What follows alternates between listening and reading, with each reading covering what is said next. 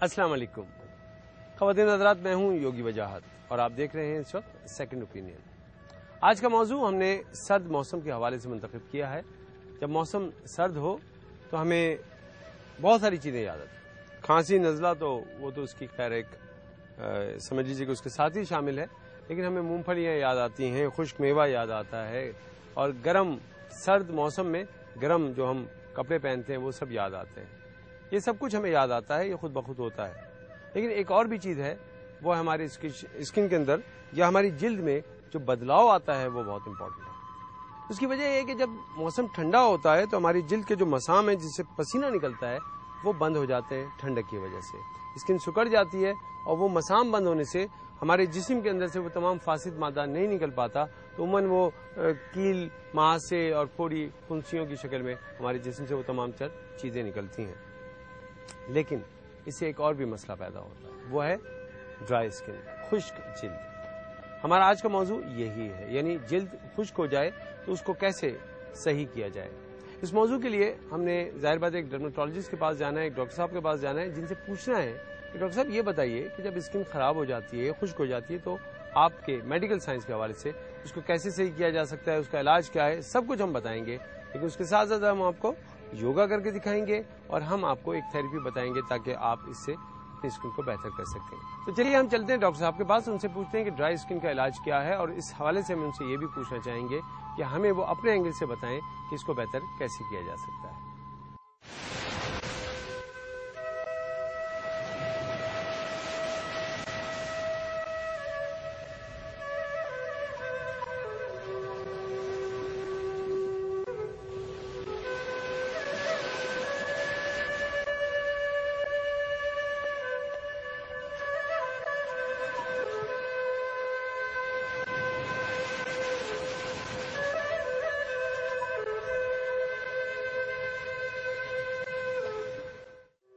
خواتین حضرات، ہم نے بات کرنی ہے خشکی کے حوالے سے، خشک جلد کے حوالے سے۔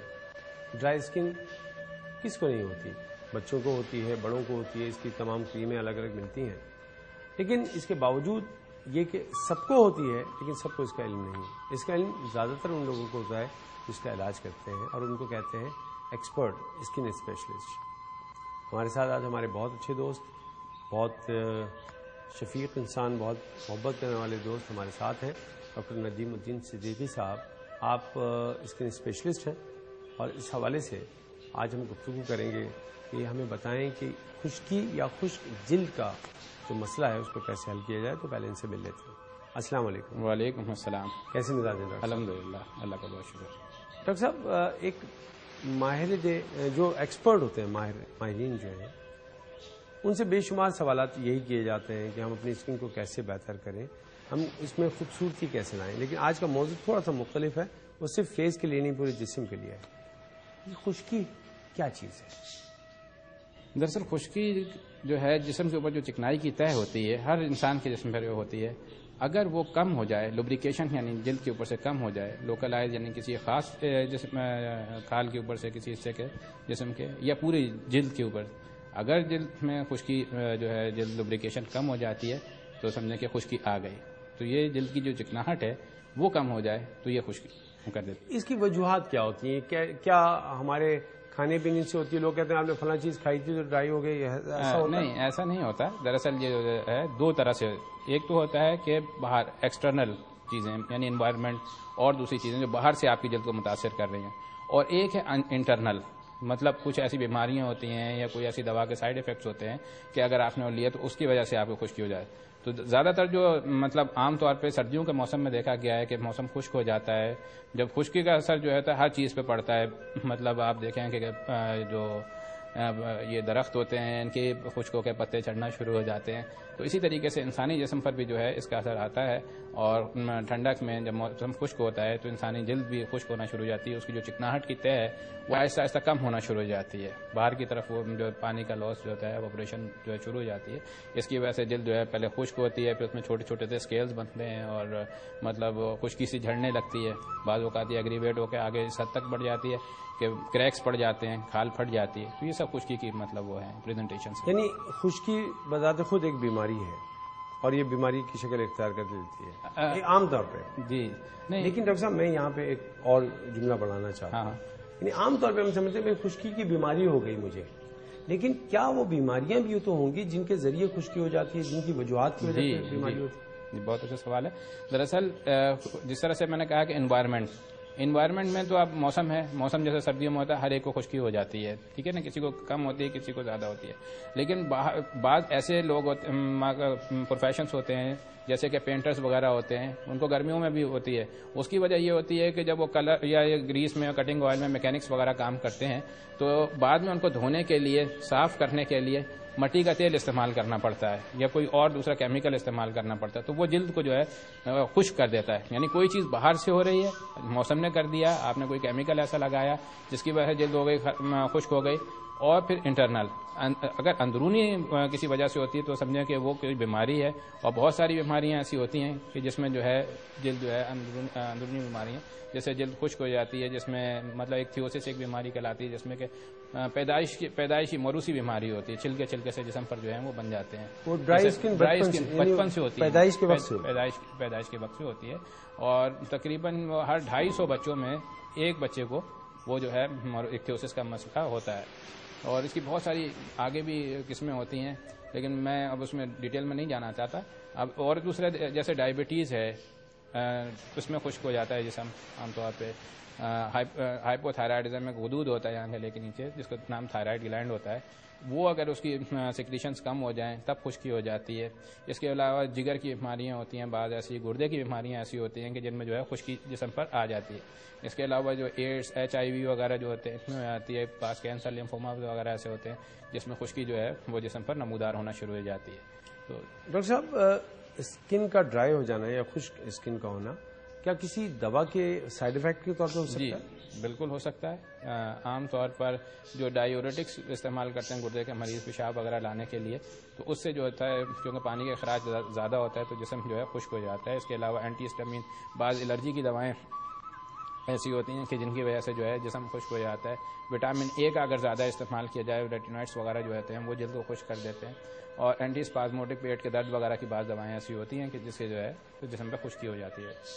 سب جسم کے وہ کون سے حصے ہیں جن کی اسکن زیادہ ڈرائی ہوتی ہے؟ سب سے پہلے تو فیس ڈیلیکیٹ پارٹ ہوتا ہے، اسکن بہت زیادہ ڈیلیکیٹ ہوتی ہے، نرم ملائم ہوتی ہے تو اس میں تیزی سے ایواپریشن ہو جاتا ہے. اس کے علاوہ فیس کے بعد جب ہم دیکھتے ہیں تو پھر ہاتھ اور پیروں کی اسکن جو ہے وہ زیادہ ہو جاتی ہے. اوپر کی طرف اگر آتے ہیں تو ٹرنک کی مطلب کمر کے اوپر جو ہے خشکی، یا سامنے جو ہے پیٹ کے اوپر بھی جو ہے خشکی زیادہ ہوتی ہے.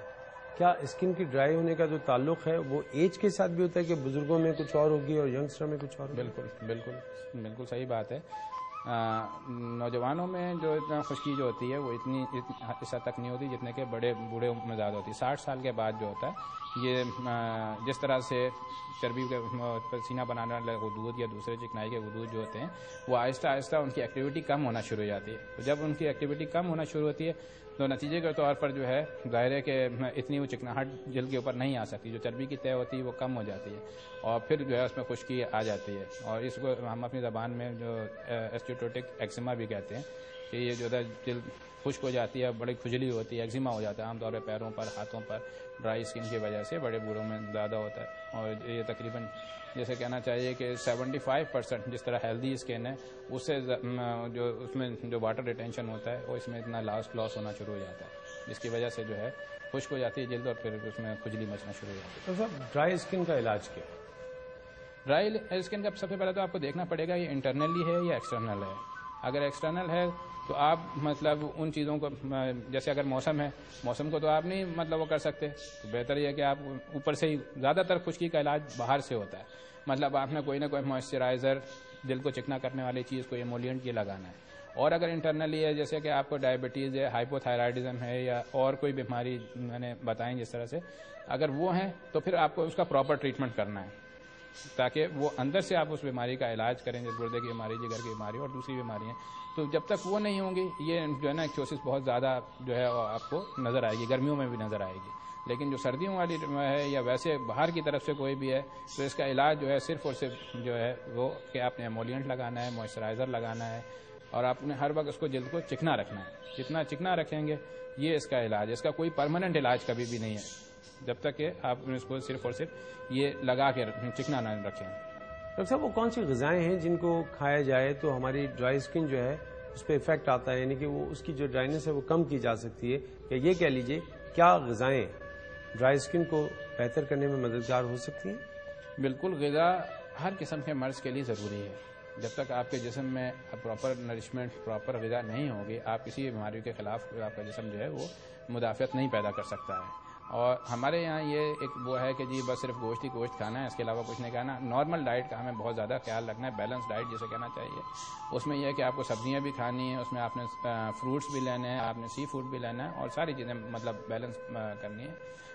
سب سے زیادہ جو ہے اس میں لیفی ویجیٹیبلس جو ہوتے ہیں وہ کھانے چاہیے، پتوں والی جو ہے سبزیاں ہیں، اور جن کے اندر دانے والی سبزیاں جیسے لوبیا ہے، سویا بین ہے، اس طرح کے جو ہوتے ہیں نا دانے دار سبزیاں ہیں، ان میں یہ ہوتا ہے زیادہ. اور دوسرا اس میں جو ہوتا ہے پینٹوتھینک ایسڈ، وٹامن B5، اس کا بڑا اچھا رول ہے. اور یہ پینٹوتھینک ایسڈ جو ہوتا ہے عام طور پر لال رنگ کی جو ہوتی ہیں یا پیلے رنگ کی سبزیاں وغیرہ اس میں زیادہ ہوتا ہے. جیسے ایک ہوتا ہے اس کو ہم اپنی زبان میں کینٹاپلس کہتے ہیں، لیکن خربوزہ جو اندر سے لال سا ہوتا ہے، اگر آپ دیکھیں خربوزے کو اندر سے لال سا ہو، وہ اس میں زیادہ فائدہ مند ہوتا ہے. اس کے علاوہ اور جو بھی لیفی ویجیٹیبلس میں نے بتائیں وہ بھی فائدہ مند ہوتی ہیں.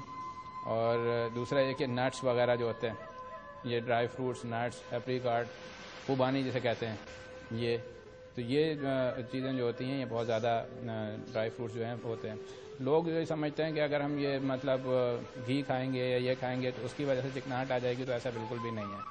یہ گھی یا مکھن، دیسی گھی جسے خصوصاً اس کی بات کرتے ہیں، تو اس کے اندر وہ صرف آپ کے خون کی نالیوں میں بیٹھ کر جو ہے جم کر آپ کو دل کا تو مرض میں مبتلا کر سکتا ہے، لیکن یہ آپ کو جو ہے نا آپ کے جسم میں وہ چکناہٹ جو چلی گئی ہے جو کہ ڈرائنس کی وجہ سے، اس کو پورا نہیں کر سکتا. تو یہ آپ پنیر وغیرہ یہ تو استعمال کر سکتے ہیں، لیکن یہ جو ہوتا ہے نا دیسی گھی یا دوسرا گھی پینا یا وہ کرنا فائدہ مند نہیں ہے. ڈاکٹر صاحب ایک بڑا اہم سوال، اور میرا جب میں آپ سے گفتگو کرنے آ رہا تھا میرے ذہن میں تھا کہ یہ سوال میں آپ سے ضرور کروں گا. ڈرائی اسکن اور پانی، اس کا کیا تعلق ہے؟ دیکھیے جی، اصل میں ڈرائی اسکن اسی صورت میں ہوتی ہے کہ یہ پانی ایوپریٹ ہو رہا ہے جسم سے. جیسے جیسے پانی جو ہے وہ خارج ہو رہا ہے اتنی آپ کی جلد جو ہے خشک ہو رہی ہے، سکڑ رہی ہے. پانی اور جو دوسرے لیکوڈ جوسز وغیرہ جو ہیں وہ بہت زیادہ ضروری ہیں. آپ کو کم از کم دن میں 3 سے 4 لیٹر، 12 سے 15 گلاس پانی، دودھ، جوس وغیرہ جو ہے یہ ضرور بہت زیادہ ضروری ہے کہ آپ وہ پئیں، تاکہ جس حساب سے گرمیوں میں تو آپ کو پتہ چلتا ہے کہ پسینہ آ رہا ہے آپ کو، تو آپ پانی پیتے ہیں کہ ہاں بھائی اتنا میرا پسینے کی وجہ سے جو ہے اتنا جو ہے نا ڈی ہائیڈریشن مجھے ہو رہی ہے. لیکن سردیوں میں پتہ نہیں چلتا ہے. سردیوں میں جو یہ واٹر لاس ہوتا ہے، اسے کہتے ہیں ہم اپنی زبان میں انسینسیبل پرسپریشن، کہ پتہ نہیں چل رہا ہوتا ہے اور واٹر لاس ہو رہا ہے. تو پانی کو جو ہے وہ تو ریٹین کرنا بہت زیادہ ضروری ہے، ورنہ جو ہے پتہ بھی نہیں چلتا ہے آدمی کو خشکی ہو رہی ہے. تو پانی بہت ضروری ہے. لکوڈ بھی اتنی ضروری ہے جتنا کہ آپ کے بیلنس ڈائٹ میں جو دوسری خوراک جیسے میں نے بتایا وہ. لیکن ڈاکٹر صاحب یہاں سوال پیدا ہوتا ہے کتنا پانی، کیونکہ کچھ لوگ کہتے ہیں 14 گلاس، کچھ 12 گلاس، کچھ 8 گلاس. یہ کتنے گلاس ہیں جو پیے جائیں؟ دراصل جو منیمم جو ریکوائرمنٹ ہوتی ہے باڈی کی وہ 2 سے 3 لیٹر ہوتی ہے، مطلب 8 سے 12 گلاس. اب اسکن جو گلو کرتی ہے یہ کرتی ہے آپ کے اوپر، یا اگر خدا نخواستہ آپ کو کوئی گردے کا مرض ہے تو اتنا نہیں کہتے کہ جناب وہ جو ہے نا بہت زیادہ اگر پانی پی، جہاں تک آپ برداشت کر سکتے ہیں وہ تو ٹھیک ہے. لیکن یہ کہ اس سے زیادہ مطلب کوئی 20 گلاس پی رہا ہے، 25 گلاس پی رہا ہے تو وہ اتنا بھی نہیں. مطلب منیمم جو ہے 10، 12، 15، کم سے کم بھی آپ نے 8، 9 گلاس تو پینا ہی ہے. کیا سورج کی روشنی جو ہے وہ اسکن کے لیے فائدہ مند ہے یا نقصان دہ؟ جی، ایک لحاظ سے فائدہ مند ہے اور دوسرے لحاظ سے نقصان دہ ہے، کیونکہ یہ جو ہے وٹامن ڈی جو ہمارے جسم میں بنتا ہے، اس کو کہتے ہیں دھوپ کا وائٹامن. یہ جب ہم دھوپ میں نکلتے ہیں تو ہماری جلد جو ہوتی ہے وٹامن ڈی بناتی ہے. اور دوسرا یہ سورج کا جو نقصان ہے وہ یہ کہ اس میں جو شعاعیں ہوتی ہیں الٹرا وائلٹ جنہیں کہتے ہیں rays, ultra violet A B، یہ بہت زیادہ جسے کہنا چاہیے کہ جلد کے لیے نقصان دہ ہوتی ہیں. تو ظاہر ہمارے یہاں جیسے کہ ایشین کنٹریز میں جو ہوتی ہے دھوپ بہت زیادہ رہتی ہے، تو یہ ہماری جلد کو مطلب پری میچور ایجنگ ان کی وجہ سے ہو جاتی ہے، یعنی جھریاں پڑ جاتی ہیں، چھائیوں کو بڑھا دیتی ہیں. اور جو ہے جلد کو نقصان مطلب اس سے پہنچتا ہے. لیکن ساتھ ساتھ جو ہے وٹامن ڈی کا بھی ضروری ہے جسم میں کیلشیم کے لیے, اس کے لیے سنتھسس کے لیے. تو یہ جو ہے, لیکن اس کا یہ مطلب نہیں ہے کہ ہم وٹامن ڈی حاصل کرنے کے لیے ہر وقت دھوپ میں گھومتے رہیں. اگر آپ 24 گھنٹے میں جب سورج نکلا ہوا ہے, سمجھیں کہ جو بھی اس کا 10 گھنٹے 12 گھنٹے سورج کا ٹائم ہے, اس میں اگر صرف آپ 10 منٹ بھی دھوپ میں رہ لیں تو وہ سمجھیں وہ سفیشینٹ ہے آپ کے لیے, اتنا زیادہ ضرورت نہیں ہوتی. لیکن یہ جو ہے دوسرا الٹرا وائلٹ ریز کا, اس کے لیے آپ کو سن بلاک لگانا زیادہ ضروری ہے, ورنہ وہ آپ کے رنگ کو بھی ڈیم کر دے گی, ڈارک کر دے گی, اور ساتھ ساتھ جھائیوں جھریوں کا بھی سبب بنے گی. ڈاکٹر صاحب, ڈرائی اسکن کو موئسچرائز کرنے کے لیے ہم مختلف قسم کے موئسچرائزر استعمال کرتے ہیں, مختلف کمپنیوں کے, مختلف نمبرز کے. تو آپ ہمیں ذرا گائیڈ کریں کہ کس قسم کا موئسچرائزر استعمال کیا جائے ڈرائی اسکن سے بچنے کے لیے. دراصل یہ ڈیپینڈ کرتا ہے کہ آپ کو خشکی کتنی ہے. اگر آپ کے چہرے پہ خشکی ہے یا جسم میں خشکی ہے لیکن بہت لائٹ سی ہے, تو آپ کوئی لائٹ موئسچرائزر استعمال کیجیے. لیکن اگر آپ دیکھتے ہیں کہ خشکی بہت زیادہ ہے, تو پھر لائٹ موئسچرائزر یا ہلکا پتلا موئسچرائزر آپ کے لیے کام نہیں کرے گا. پھر آپ کے لیے تھک موئسچرائزر ہونا چاہیے. اور بعض اوقات تو اتنا زیادہ یعنی لوگوں کو خشکی ہوتی ہے کہ اس کے لیے آپ صرف پلین پیٹرولیم جیلی جو ہوتی ہے وہ لگائیں. وہ بہت زیادہ آپ کے لیے فائدہ مند ہے بجائے یہ کہ لائٹ موئسچرائزر کے. اور موئسچرائزر لگانے کے لیے ضروری مطلب بہتر یہ ہے کہ آپ کا جسم جیسے نہانے کے بعد ہلکا سا خشک رکھے, اور اس کے بعد جو ہے وہ ہلکا گیلا کر کے, جب جسم بالکل لائٹ گیلا ہو تو آپ پھر اس کے اوپر موئسچرائزر لگائیں, تو وہ زیادہ دیر تک بھی رہے گا, بہت اچھا آپ کو احساس دے گا. یہ جو ہے, اور ویسے اگر بہت زیادہ آپ کو خشکی ہو رہی ہے تو آپ پیٹرولیم جیلی لگائیں, تاکہ وہ آپ کی جلد سے جو پانی کا اخراج ہو رہا ہے اور جو مطلب خشکی پیدا ہو رہی ہے اس کو زیادہ سے زیادہ ریٹین کرے. یہ ہے موئسچرائزر. اور دوسرا یہ کہ جو آپ کو سوٹ کرے, جو آپ کو سوٹ کرے. کسی بھی برانڈ کا ضروری نہیں ہوتا کہ ہر آدمی کو ہر موئسچرائزر سوٹ کر جائے. تو جو موئسچرائزر آپ کو سوٹ کرتا ہے, آپ کو اچھا لگتا ہے, وہی. باہر ہمارے یہاں جو ہوتا تھا یو کے کی میں بات بتا رہا ہوں کہ وہاں بچوں میں ایٹوپک ڈرماٹائٹس ایک بیماری ہوتی ہے خشکی کی وجہ سے, اور موروثی ہوتی ہے بہت ساری, اس کی ریزنس ہوتی ہیں الرجی کی وجہ سے وہ ایٹوپک ڈرماٹائٹس ہوتا ہے. تو اس میں یہ کہتے تھے کہ بچوں کو انکریج کرتے ہیں, ماں باپ کو ڈاکٹر کہتے ہیں کہ بھائی آپ جو ہے نا جگہ جگہ موئسچرائزنگ رکھیں موئسچرائزر, اور زیادہ سے زیادہ بچوں کو کہیں کہ وہ اس کو لگائے اپنے اوپر. بچوں کی جلد زیادہ ڈیلیکیٹ ہوتی ہے, زیادہ ان کو زیادہ اس چیز کی ضرورت ہوتی ہے, وہ زیادہ سے زیادہ لگا کے رکھیں. تو یہ اس پر ڈیپینڈ کرتا ہے کہ کون سا موئسچرائزر اس کو پسند ہے. ویسے اچھا موئسچرائزر وہ ہونا چاہیے جس میں کوئی خوشبو نہیں ہو, جس کے اندر جو ہے خوشبو نہیں ہو, اور دوسرے کلر, کیونکہ بعض لوگوں کو خوشبو سے الرجی ہوتی ہے, بعض کو کلر سے الرجی ہوتی ہے. صاحب بہت شکریہ, بڑی اچھی گفتگو ہوئی, اور اس گفتگو کے بعد میں اس میں کوئی مزید اضافہ نہیں کر سکتا. بڑی جامع آج آپ سے بات ہوئی ہے, میں آپ کا شکریہ ادا کرتا ہوں. اور آپ کا شکریہ میں اس وقت ادا کروں گا جب یہ اتنی اچھی باتیں جو ہیں آپ یاد رکھیں گے یا کہیں لکھ لیں گے. لیکن پھر بھی میں اس لیے شکریہ ادا کر دوں کہ یہ سب کام آپ یا تو کر رہے ہیں یا یقیناً آپ کے دل میں تھا کہ یہ سب نوٹ کر لیا جائے. دیکھیے, ماہرین آپ کے سامنے آتے ہیں, آپ کو بتاتے ہیں کہ ان کی محنت اور ان کی جو وہ جدوجہد کی اس کا نچوڑ ہے, یہ وہ تجربہ ہے جو یہ آپ کو بتا رہے ہیں. سو اس کو صرف ذہن میں نہیں رکھنا, اس کو کہیں لکھ لیجئے. جانتا ہوں کہ اس کی آپ کو ضرورت نہیں ہے, لیکن آپ کے کسی چاہنے والے کو, آپ کے کسی دوست کو, آپ کے کسی گھر والے کو اگر اس کی ضرورت پڑ گئی تو وہ لکھا ہوا بہت کام آئے گا. یہاں پہ میں ایک چھوٹا سا بریک لیتا ہوں. بریک کے بعد بہت کچھ ہے میرے پاس, پلیز آپ کہیں نہیں جائیے گا, آپ سے پھر ملاقات ہوگی.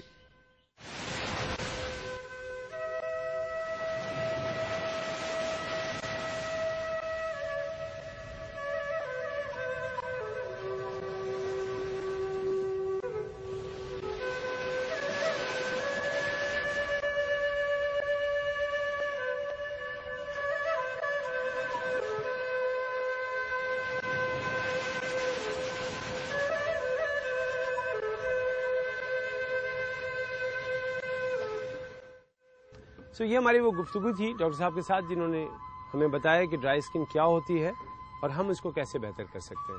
جیسے کہ آپ کو بتایا جا چکا ہے کہ ڈرائی اسکن کے لیے زیادہ سے زیادہ پانی کا استعمال بہت امپورٹنٹ ہے, لیکن وہ چیزیں جن سے خشکی پیدا ہوتی ہے, جن سے گرمی پیدا ہوتی ہے, اس کا استعمال بھی آپ کو کم کرنا ہوگا. خواتین حضرات, یہاں ایک بریک کا وقت ہوا ہے, بریک لینا ہے. بریک کے بعد واپس آئیں گے اور آپ کو یوگا کر کے دکھائیں گے, تو پلیز آپ کہیں جائیے گا نہیں.